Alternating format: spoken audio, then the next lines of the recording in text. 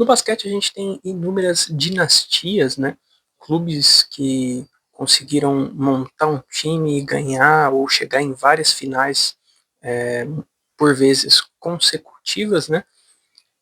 Durante um espaço curto de anos, né? Ou algumas que se prolongaram por quase uma década ou meia década, e tentando prever qual será a próxima dinastia no basquete, eu analisei as últimas, né, ou as mais marcantes, melhor dizendo, para tentar achar um ponto em comum entre elas, né? Geralmente, elas têm três jogadores ou dois ali de muito destaque e que o estilo de jogo se encaixa. Não necessariamente um bom relacionamento entre eles, mas se entender dentro de quadra. Por exemplo, o Chicago Bulls ganhou 6 títulos nos anos 90 com o Michael Jordan, Scott Pippen, e depois o Rodman chega no time e atribui muito valor defensivo à equipe.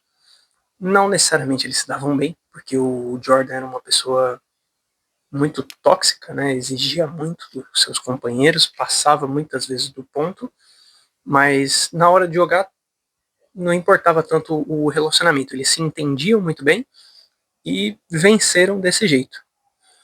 O Miami Heat do LeBron, o Wade e o Bosh não ganhou tanto e nem durou tanto, mas muitos colocam como uma dinastia, né? O Big Three ali do começo dos anos 2010 chegou em 4 finais e ganhou 2 títulos. O Golden State do Curry, do Klay Thompson e do Damon Green acho que é um bom exemplo recente, porque o jogo dos três ali combinavam, um completava o outro, e mais tarde teve a adição do Kevin Durant, né? E eles ganharam 3 títulos em 5 finais disputadas.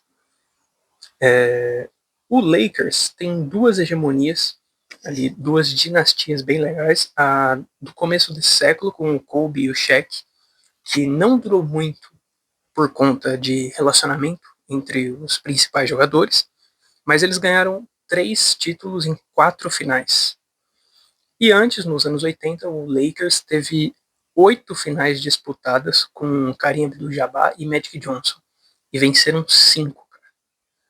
E o Boston, que venceu 3 títulos em 5 finais com o Larry Bird e o Polish, e ainda antes tem, assim, é impressionante porque no caso do Bill Russell, ele ganhou como jogador e como técnico, e era um time muito coletivo, apesar de ter ele como uma figura destacada, mesmo quando técnico. Eles venceram 11 títulos em 13 temporadas. Cara. É um negócio assustador. E analisando isso, a duração dessas dinastias depende muito da longevidade dos atletas jogarem juntos ali para manter o time disputando, né? E, obviamente, o fator idade também vai contar muito. Então, analisando pontos em comuns dessas dinastias, se a gente tivesse que apontar hoje alguém que pode, alguma equipe que pode criar uma nova, seria o Oklahoma City Thunder. Cara, o Oklahoma City Thunder foi campeão na última temporada e manteve o elenco praticamente completo. A única saída foi o Dillon Jones para o Washington Wizards, mas não era um cara que era tão crucial para a equipe, né? Era alguém mais de rodagem mesmo. Eles têm um elenco jovem e um planejamento a longo prazo, tanto que a renovação do Shai Gilgeous-Alexander foi até 2030, acho que do Chet também, ou, se não foi 2030, é algo muito próximo disso.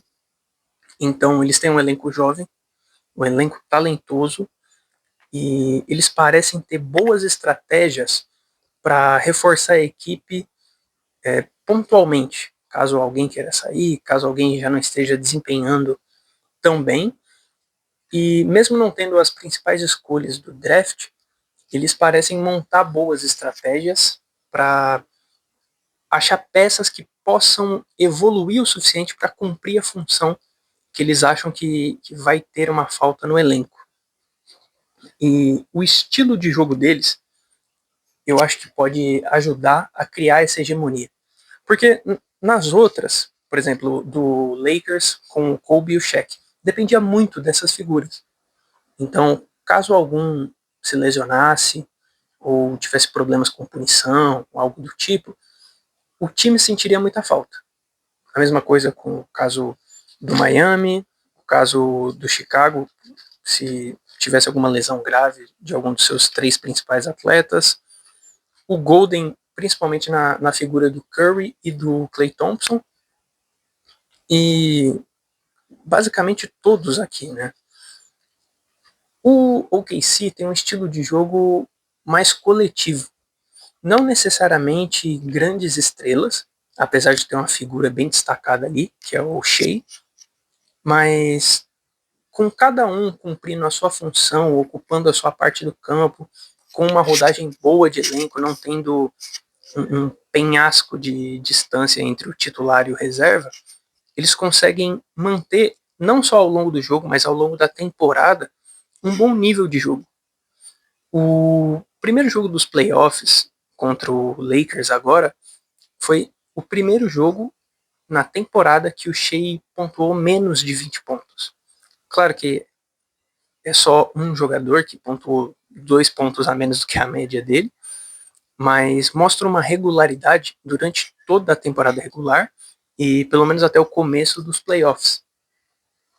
E vendo esse modo, porque tem lesões durante a temporada, tem punições, etc., o estilo de jogo do OKC muitas vezes permite que eles descansem em quadra, porque não tem uma diferença tão grande dos titulares para os reservas.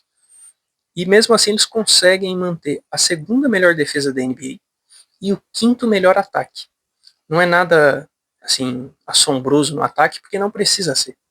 A defesa compensa, você não precisa esticar a corda, atacar desesperadamente para só inflar números. Não, eles conseguem descansar durante os jogos porque a defesa é muito efetiva. Mas em compensação, desde que começou os playoffs, eles têm o segundo melhor ataque. É um time que tem esse potencial, mas só usa quando é necessário. É impressionante. Eu acho que pode ser uma dinastia por conta disso. É um elenco jovem que sabe administrar os minutos, administrar a temporada muito bem, fisicamente falando. Quando é necessário, eles conseguem se esforçar mais, conseguem esticar a corda. E claro que muita coisa vai mudar na NBA. Provavelmente vamos ter 2 franquias. Essas franquias vão poder retirar jogadores de outros times e a gente não sabe o quão atrativa elas podem ser. Mas, de modo geral, é muito difícil que o OKC seja atrapalhado por alguém. A gente vai ter o San Antonio Spurs com o Victor Wembanyama, mas o Lakers, a gente não sabe do que vai ser o futuro, se o LeBron vai continuar ou não. O Boston perdeu boa parte do seu elenco, que foi campeão 2 anos atrás. O New York Knicks é um bom time, mas é um time azarado. Então é difícil achar alguém na NBA que possa confrontar, possa bater de frente com o Oklahoma. Além de tudo isso, de as suas qualidades, eles também contam com a falta de um rival à altura. Talvez seja o San Antonio, mas também não parece ser um projeto de longo prazo que vai se manter assim. Muita coisa pode mudar, né? Então, por esses motivos que eu acho que pode ser sim uma nova dinastia. Não sei o quão marcante será, mas já está caminhando para um segundo título, vem muito bem na temporada. Provavelmente vai passar dos Lakers. Provavelmente a gente vai ter uma final da NBA antecipada para uma final de conferência, porque os 2 favoritos estão do mesmo lado. Mas